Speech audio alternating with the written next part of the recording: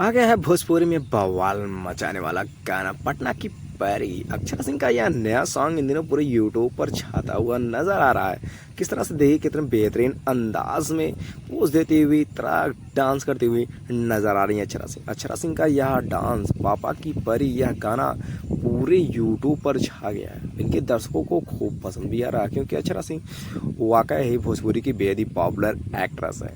अक्षरा सिंह का यह song in दिनों हर के नज़र में बना हुआ है। इनके दर्शक भी इन सॉन्ग को खूब पसंद भी कर रहे हैं। आप भी देखिए किस तरह से तरह तरह के एक्टिंग पोज देती हुई नज़र आ रही हैं उस सॉन्ग में, तरह तरह के डांस। आप भी अगर उस सॉन्ग को देखेंगे आप भी देखकर हैरान ही हो जाएंगे दोस्तों।